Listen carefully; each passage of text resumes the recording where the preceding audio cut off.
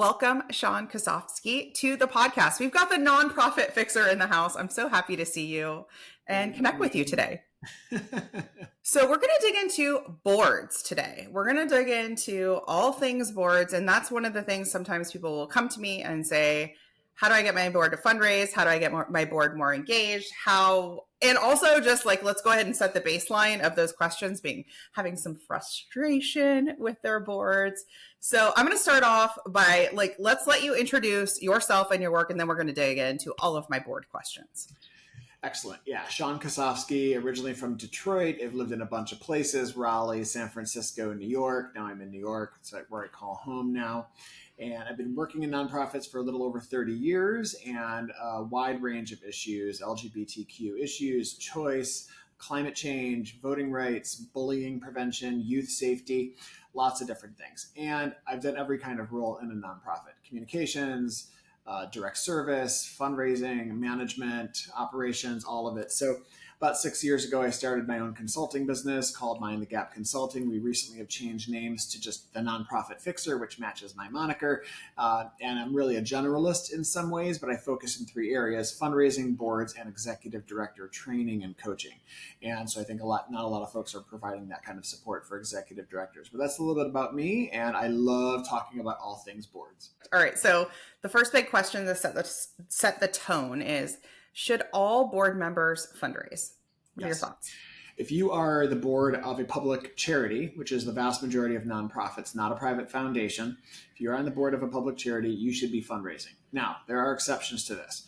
If the whole point of your nonprofit is that the whole organization is poor or immigrants or completely resource strapped, or you're just forming an organization because you're surviving a crisis, right? There are situations. Or if you are the family of someone who passed away. Like I was part of an organization whose son had died, and they started a foundation, a public charity around that. And everyone just said the family is doing this wonderful thing. We shouldn't expect them to have to fundraise also. There are exceptions, but 90% of the time, 99% of the board members should be there for the resourcing of the budget. When a board passes a budget, they can't just be there for the spending of the money. They have to be there for the raising of the money. And it's part of their duty of care. Part of every state law in the United States says that board members own the nonprofit, and all owners of all nonprofits are responsible for revenue. All owners of all corporations are responsible for revenue. And that means when you pass that budget, you have to be there to resource that budget and pay your bills. It's actually against the law to not. So most board members don't get in trouble for that, but it's part of our collective responsibility. And you can't compensate board members if you are fundraising also. It'll look like a conflict of interest. So it's a really tricky thing, but you are volunteers and you have to fundraise. I know it's a lot, but that's what you get when you're asked to own a corporation. Listen, I love it. I wasn't sure what you would say to that. So that's a fun way to start. And we will dig into, okay, I hear you and I want my board to fundraise, but how do we get them to do that? We're going to talk about today. The next question that I just want to set in the stage is, should all board members donate? Should they all be donors? I am a huge believer that in order to have skin in the game, which is an overused expression, but still totally right on. In order to have skin in the game, I think that a financial commitment should be made by every single person.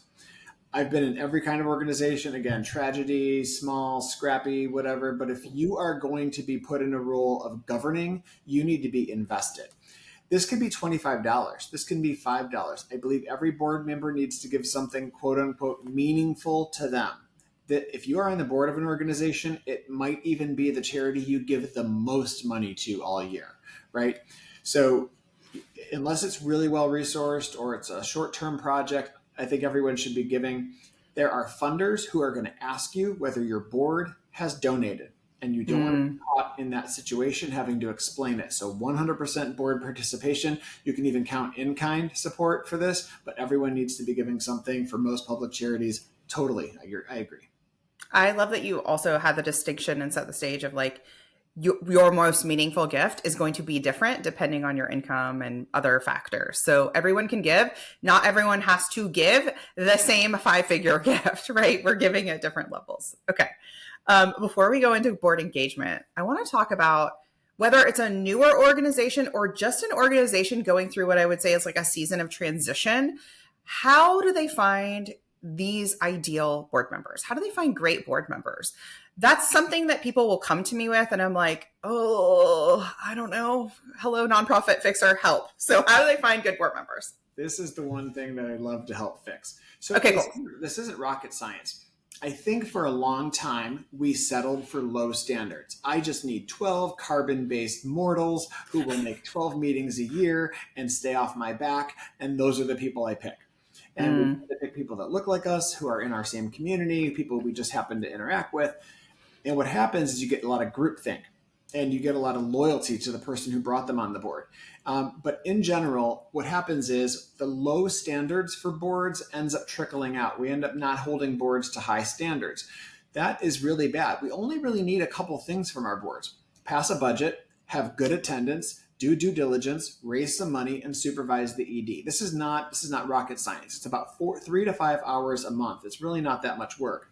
And I do believe that to find good board members, you aren't always going to find someone who's immediately ready for board leadership. You do need to train people. So the number one thing that board members complain about is they say they never got an orientation. So some of the times you might have a bad board member because they were never given an orientation. I don't know the culture here. Am I allowed to ask questions? I don't know our history. What are the programs?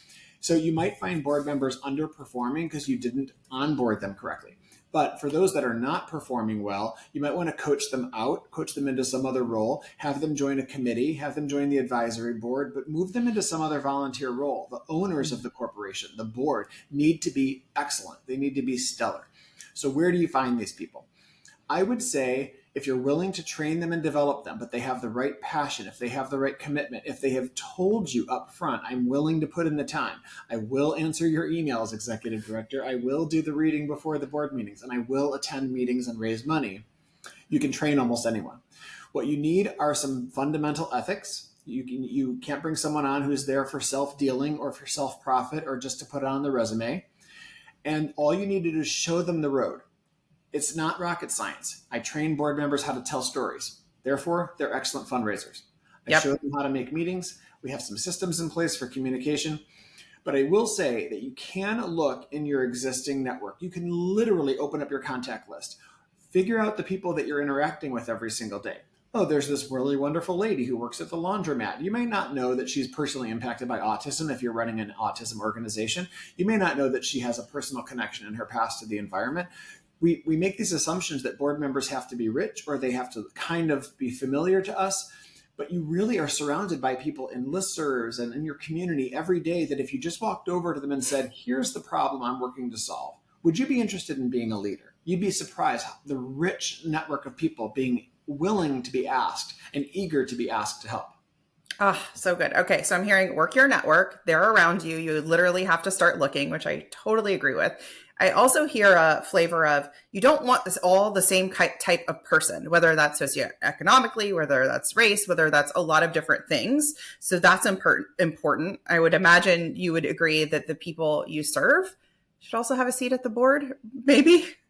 Where do you fall there? Yeah.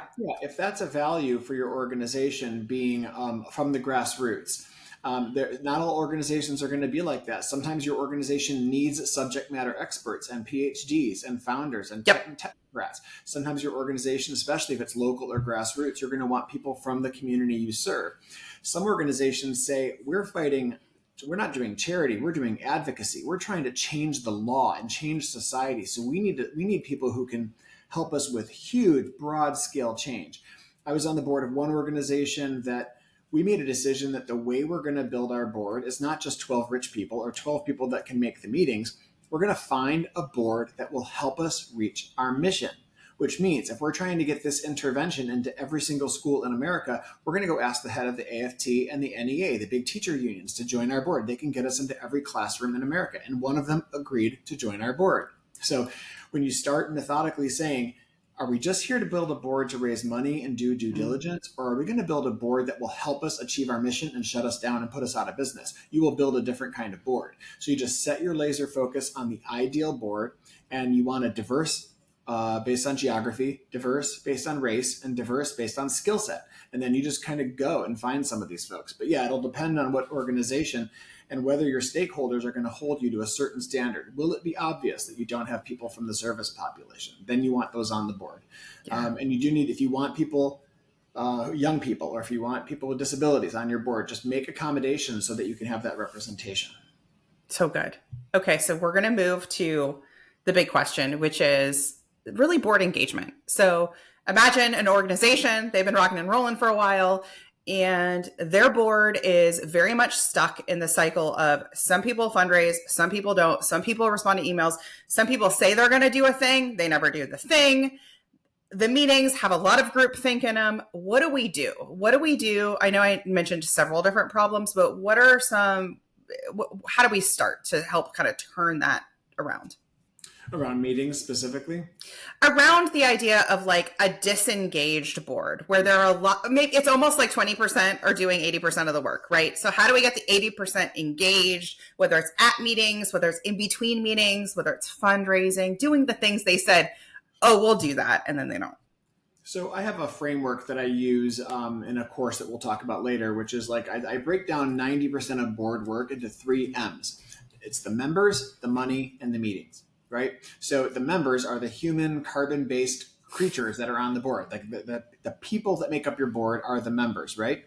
And you have to recruit, retain, and remove those members throughout the year. The second part of it is the meetings. Boards don't operate without meetings. They gather, they call the meeting to order, they discuss and do due diligence, and they vote, and then they adjourn. Meetings are where boards shine. And then the third part of board service is the money. The money going in, the money going out, just monitoring that and passing a budget. And so of those 3 things, board engagement is consistently what everyone complains about. It is this weird structure we have in nonprofits. In corporate boards, people are paid. Nonprofit boards, they are not paid. You can get reimbursed for meetings, you can get reimbursed for expenses, you can even be paid for certain things, but you cannot be compensated simply for your board service. This weird structure has lent itself to boards that are distracted, over-involved, and generally checked out. And so the way to get board members to engage, I have found for me that a board agreement is the single most powerful tool you can use in an organization. And this is a mini contract. It's not legally binding. It's more like an MOU. When anyone joins the board, you use the board agreement to say, here's your job description. This, before you join our board, I'm going to be very clear about what's expected of you. No surprises. If you say yes to this, then there's no hurt feelings. If you don't honor this, you need to go. Right? So the board agreement is basically laying out what's expected of them. In that board agreement, they basically say, I'm going to avoid conflicts of interest. I will have strong board attendance. I will honor my give-get policy. I will raise money, and I will do the due diligence and read the documents that are asked of me.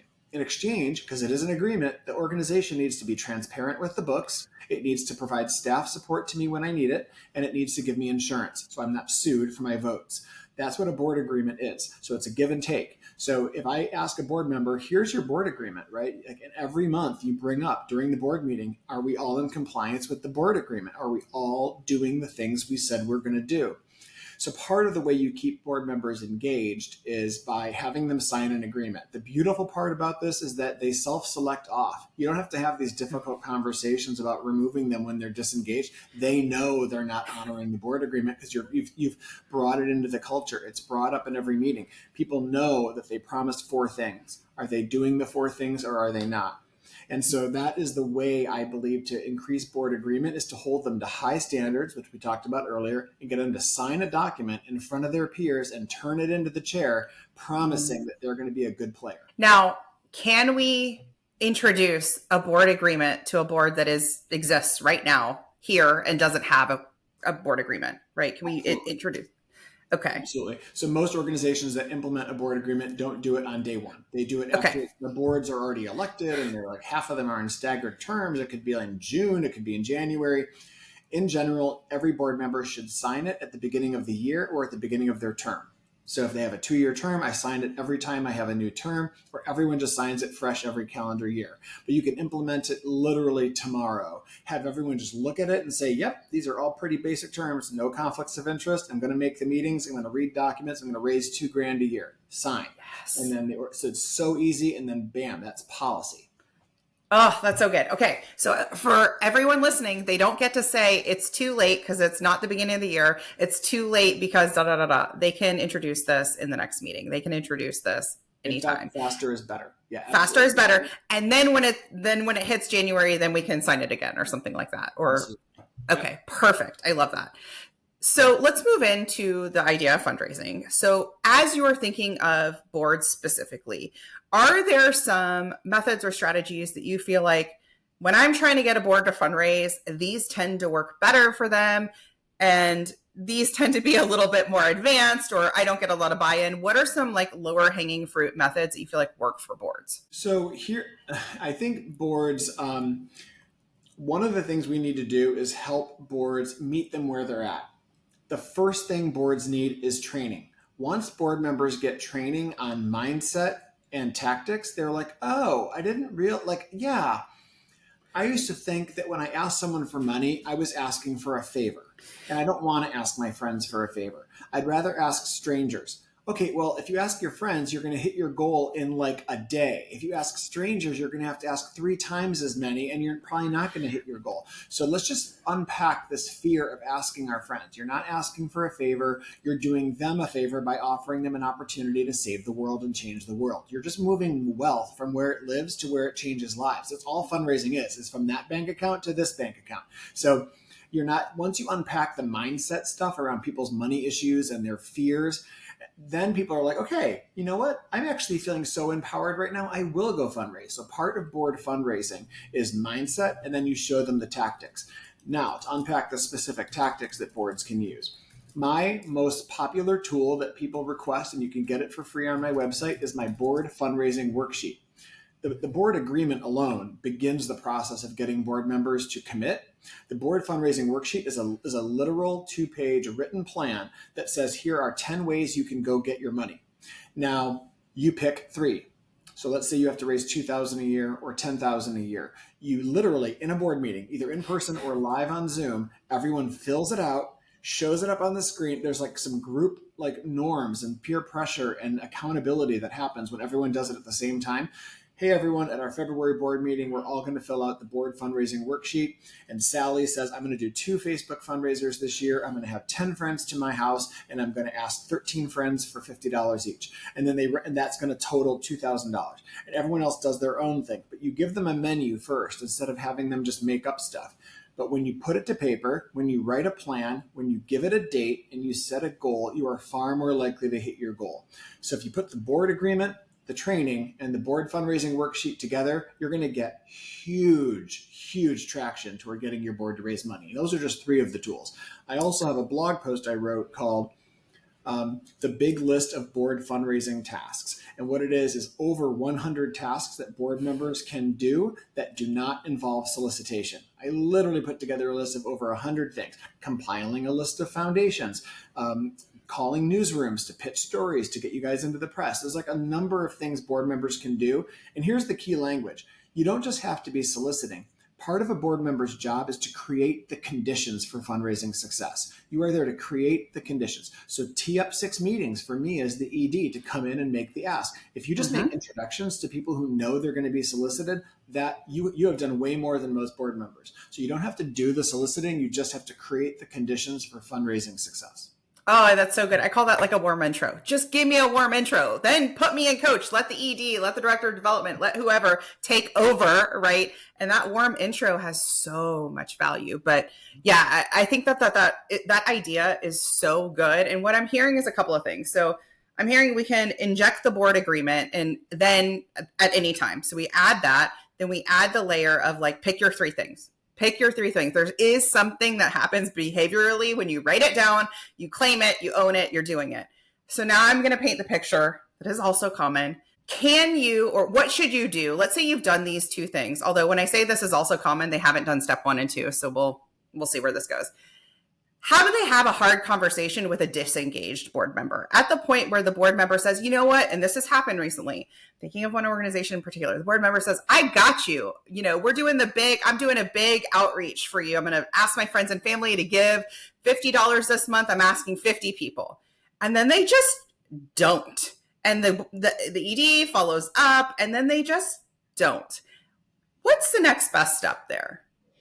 You have to put, we tend to think, I'm assuming the person we're talking about here is like the chair or the executive director. We are Yes. not in this role because we want to be liked. We are in this role because we have to get results. Executive directors, managers, we are hired to get results, not to be liked. We have to figure out mission attainment. I am here to achieve the mission. I can't achieve the mission if I don't have resources.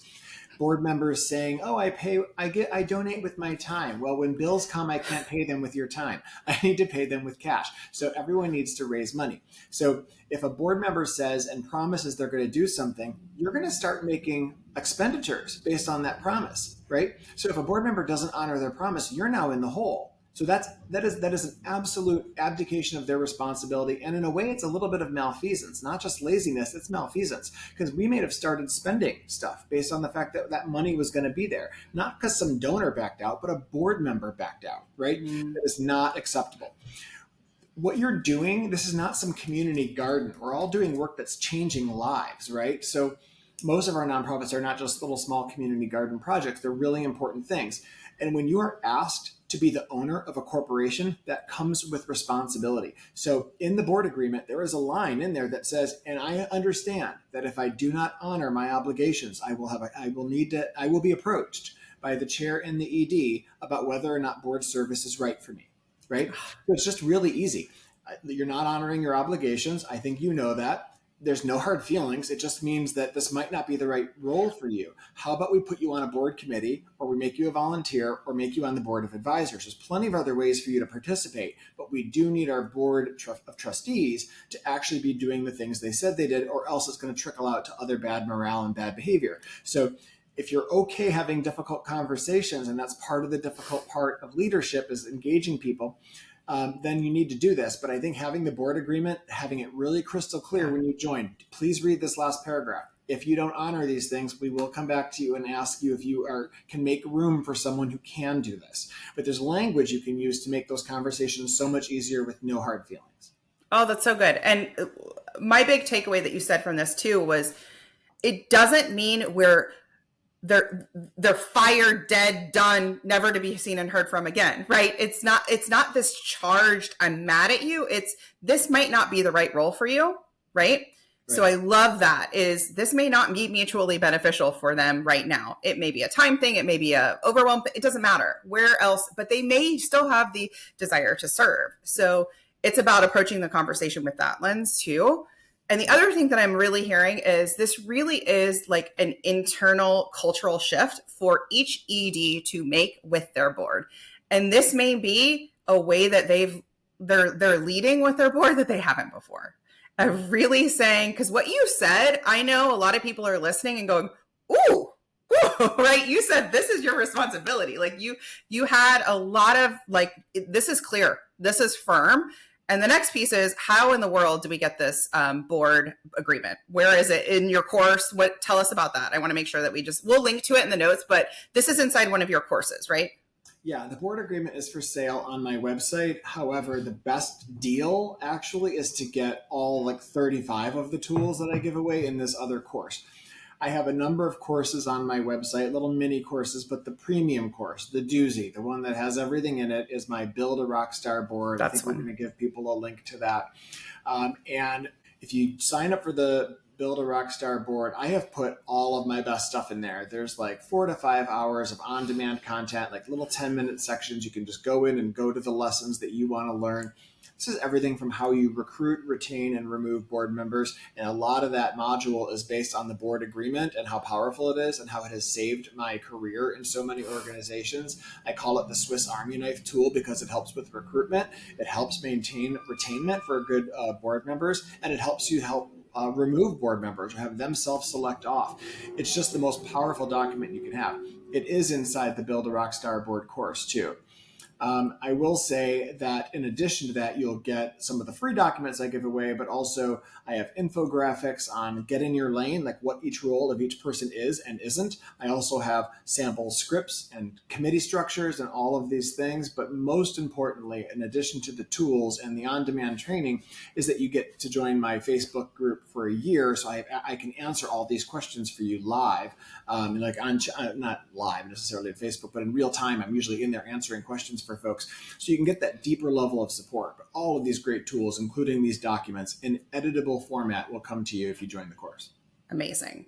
So this works perfectly into that last course question, which is, I know I hear it a lot, so I'm curious where you land specifically to boards and approving an expense. So I'll get an ED who's like, oh my gosh, I want to join your program. I want to do this. I want to do that. I have to get board approval. Where do you land on what the board should be approving for those types of support, continuing ed, consulting, coaching, whatever you want to call it, expenses? This ranges based on the size and sophistication of the organization in general. The minute the board if you're a good executive director and a good chair, you construct a budget that basically has broad line items. Like, here's the line item for staffing. And then once the board passes that line item for staffing, I, as the ED, get to choose that staffing distribution. My salary, 5 people, 3 people. I get to decide all that. The board does not get into the minutia after they have approved. They can ask all the questions during the budget, and then once they vote, it's my decision. I would include in my budget a line item for the things I can pay for professional development. So every year you want to pass a line, 5,000, 20,000 for your whole team for professional development, and you get to decide how you allocate that. So some organizations, though, have limits, like anything over 5,000, you need to come back to the board for if it wasn't in the budget. In those situations, I generally think those tend to be smaller organizations. But if it's a really large thing, like an accelerator of 10K or 20K, you might want to go to your board for cover. This is a pretty big expenditure. But I do think that the board should just pass a budget and then let the staff run it. And then if there's any issues, you can ask questions throughout the year, but you have to trust your executive director's judgment on what are the most important uses of these funds during the year and the opportunities that come up, the deals, the offers that come up that you might not have if you miss it. I totally agree. I think there is that oversight piece, and that makes a lot of sense. But I have literally had EDs say to me, let me see if I can get this $200 spend approved. I'm like, that is a terrible use of everyone's time. Right. It's a terrible use. Yeah. So that is another cultural shift that you can make in your board. If you are in that current dynamic, there is a way out of it. Right. And I would guess that maybe your board is also like, why am I looking at this on a Tuesday afternoon? Like, why do I go forth, spend it? I believe in you. I trust you. Yeah. Part of this is training. We need to remind our boards and train our boards that their role is governance. The minute they hire an executive director, that person is doing implementation and execution. They are there to govern, to supervise. They are not there to pick out the color of the napkins at the gala. That is not what the board should be doing. In order to condition our boards for what their role is and to train them and educate them about what their proper role is, you should say to them, I don't want to be coming to you every time I have a $200 expenditure. Let's just take care of all of this right now. Obviously, if it's not in the budget, then you might have to come back to them. But if you should try to go to your board and say, none of us want to waste our time and energy on these little minutia details. If you trust me, I wouldn't come to expend something that we couldn't afford. I'm going to stay within our budget. And encourage your board once a year to have a line item for things like professional development or things like travel. All these things should be in that budget. Give yourself some padding and some breathing room there. But yeah, having to constantly go back and forth for something as small as 200, it doesn't really help anyone. No one's happy in that situation. Boards that love those little decisions need to just back off and realize that the best use of their energy is to govern. Oh, so good. Is there anything else that you would like to share about nonprofit boards, whether it's from the ED side, from the board engagement side? What comes to mind that you'd like to give us? I think that, some boards get a bad rap. I think that they really are.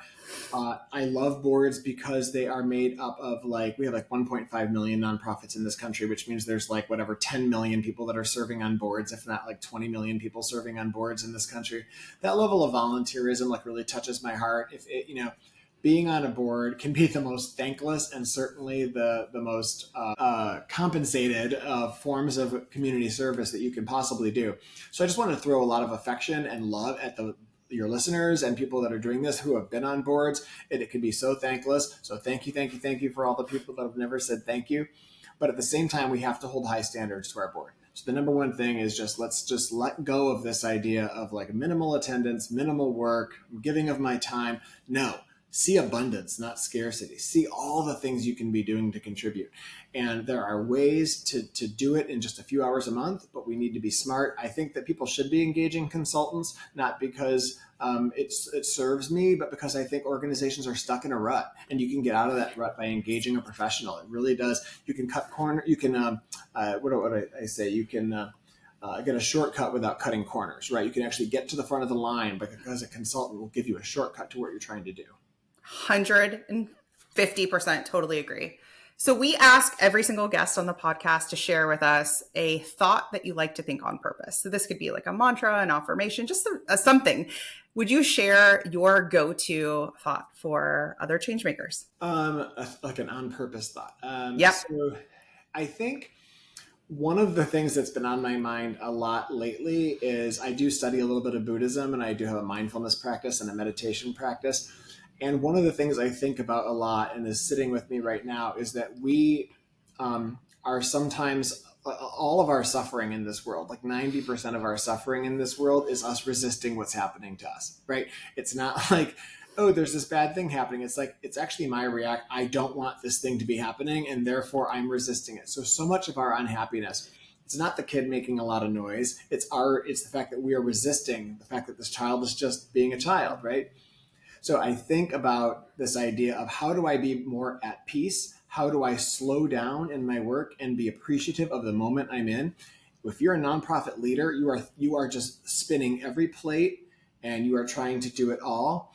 And I really think if we could just sit down and just really think about our board is doing this horrible thing to us, or this funder didn't fund me, and just really just sit back and just have some gratitude and some joy. And instead of like seeing everything as like happening to you as like this huge stressful thing, decide to engage the work with abundance, decide to engage it with joy, or else we're going to end up getting burned out. And we really do have more control over our joy in these organizations than we let ourselves believe. Oh, so good. How can everyone find you, follow you? Where are you hanging out these days? LinkedIn, YouTube? Where are you? Where's your preferred platform? Facebook is definitely where I hang out the most. Okay. LinkedIn's also pretty big. And so that's there. But my website is nonprofitfixer.com. And that's where everyone can get all my resources and tools and trainings and blah, blah, blah. Yeah. Perfect. And we'll link to the course, and we'll link to a couple of your freebies as well. This has been such a fun conversation. You got me from feeling a type of way about boards. I'm feeling more motivated. I'm feeling better. And I like that you just had a minute to like honor the boards, because you're right. This work is some of the most thankless work. I'll never forget when I was voluntold that I was going to be on the event committee. That's hard. That's hard work for the auction. That was like, oh, this is hard. And we're doing this work. We're doing this work as a collective because we do want to see the world change. We do want to see our community better than we left it. And so it's like, instead of fighting against what is, coming together and grabbing that board agreement and like getting some momentum around your board. I think everybody will leave much more motivated to make that happen. So thank you. Excellent. Thank you for having me. All right. See you next time. Yep.